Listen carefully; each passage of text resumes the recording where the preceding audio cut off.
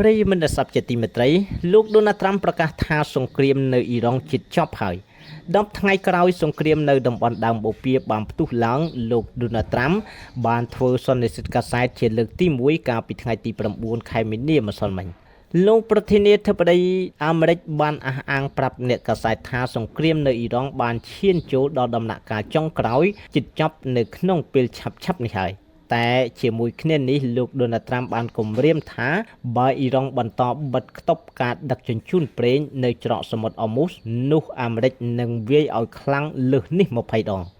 នៅក្នុងសន្និសីទកាសែតនៅថ្ងៃទី10នៃសង្គ្រាមលោកដូណាល់ត្រាំបានប្រកាសថាសង្គ្រាមនៅអ៊ីរ៉ង់បានឈានដល់ដំណាក់កាលចុងក្រោយហើយនឹងត្រូវចប់នៅក្នុងពេលឆាប់ៗនេះលោកដូណាល់ត្រាំបានអះអាងទៀតថាកងទ័ពអាមេរិកនិងអ៊ីស្រាអែលកំពុងតែឈានទៅយកជោគជ័យទាំងស្រុងបានហើយតែដោយមិនបញ្ជាក់ថាជោគជ័យទាំងស្រុងនេះវាមានន័យឬមានលក្ខខណ្ឌបែបណានោះទេគួរកត់សម្គាល់ថាដោយសពមួយដងលោកដូណាល់ត្រាំនិយាយម្ដងអញ្ចេះម្ដងអញ្ចោះតាមតែចិត្តនឹកឃើញដោយមិនផ្អែកលើមូលដ្ឋាននៃការពិតជាស្ដែងកាលពីប៉ុន្មានថ្ងៃមុនលោកត្រាំបានអះអាងថាសង្គ្រាមនៅអ៊ីរ៉ង់អាចនឹងមានរយៈពេល5ទៅ6សប្តាហ៍តែនៅក្នុងពេលនេះបានតែ10ថ្ងៃក៏ថាជិតចប់ហើយរហូតមកទល់នឹងពេលនេះគ្មាននរណាដឹងឡើយថាអ្វីទៅគឺជាកម្មវត្ថុពិតប្រាកដរបស់លោកដូណាល់ត្រាំនៅពីក្រោយការបញ្ឆេះសង្គ្រាមនៅអ៊ីរ៉ង់ម្ដងនិយាយថាចង់ផ្ដួលរលំ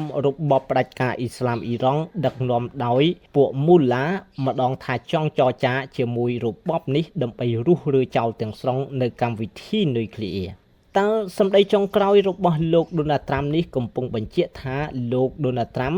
ចង់ដកដៃពីសង្គ្រាមនេះឲ្យបានឆាប់ឬព្រោះថាសង្គ្រាមនេះកំពុងតែបង្កនៅផលប៉ះពាល់យ៉ាងខ្លាំង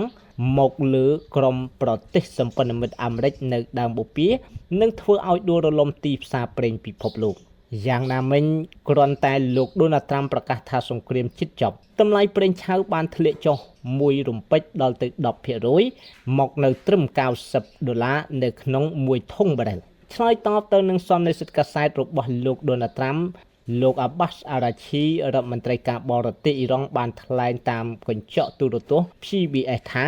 សម្រាប់ពេលនេះអ៊ីរ៉ង់គ្មានចិត្តទៅចរចាជាមួយអាមេរិកទេព្រោះថាលើកមុនចរចាគ្នាដល់ទៅ3ដំណាក់កាលតែអាមេរិកបែរជាកំទេចចោលហើយបាញ់ប្លង់គ្រាប់ធ្វើសង្គ្រាមជាមួយនឹងអ៊ីរ៉ង់ទាក់ទិននឹងការបញ្ចប់សង្គ្រាមឆាប់ៗនេះវិញអ្នកនាំពាក្យម្នាក់របស់អ៊ីរ៉ង់បានទ្រគោះសម្ដីទៅកាន់លោកដូណាល់ត្រាំថាគឺកងទ័ពបដិវត្តអ៊ីរ៉ង់ទេដែលជាអ្នកសម្រេចថាសង្គ្រាមនេះចប់នៅពេលណាអ្នកនាំពាក្យដដែលនេះបានអះអាងទៀតថាអ៊ីរ៉ង់នឹងមិនអនុញ្ញាតឲ្យប្រេងឆៅសូម្បីតែមួយដំណក់អាចត្រូវដឹកចេញទៅតាមច្រកសមុទ្រអ៊ឺមូសប្រសិនបើអាមេរិកនិងអ៊ីស្រាអែលនៅតែបន្តវាយប្រហារមកលើអ៊ីរ៉ង់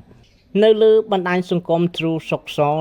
លោក Donald Trump បានបង្ហោះសារគម្រាមទៅវិញថាបើអ៊ីរ៉ង់នៅតែខ្លាំងហ៊ានបិទគប់ចរាចរណ៍ដឹកប្រេងឆ្លងកាត់ច្រកសមុទ្រអ៊ឺមូសនោះអាមេរិកនឹងវាយអ៊ីរ៉ង់លើសពីនេះ20ដងលោក Donald Trump បានសម្គាល់ធ្ងន់ថាអាមេរិកនឹងកំទេចអ៊ីរ៉ង់មិនឲ្យប្រទេសជាតិអ៊ីរ៉ង់អាចងើបរួចវិញឡើយហើយសេចក្តីស្លាប់និងភ្លើងមហន្តរាយនឹងឆាបឆេះពេញអ៊ីរ៉ង់គួរកត់សម្គាល់ថាសម្ដីគម្រាមខ្លាំងយកតែឈ្នះចិត្តរបស់លោកដូណាល់ត្រាំហាក់មានន័យថាលោកដូណាល់ត្រាំមិនខ្វល់ពីអាយុជីវិតក៏ដូចជាសិទ្ធិសេរីភាពរបស់ប្រជាជនអ៊ីរ៉ង់ឡើយតំណាងទូតអ៊ីរ៉ង់ប្រចាំនៅអង្គការសហប្រជាជាតិបានអះអាងថាសង្គ្រាម10ថ្ងៃមកនេះបានផ្ដាច់ជីវិតប្រជាជនស៊ីវិលអ៊ីរ៉ង់ចំនួន1332នាក់និងរបួសច្រើនពាន់នាក់តែទោះជាយ៉ាងនេះក្តីពិភពលោកនៅចាំបានយ៉ាងច្បាស់ថារបបផ្ដាច់ការអ៊ីស្លាមអ៊ីរ៉ង់ក៏បានសម្លាប់ប្រជាជនខ្លួនឯងច្រើនម៉ឺននាក់ដែរកាលពីខែមករា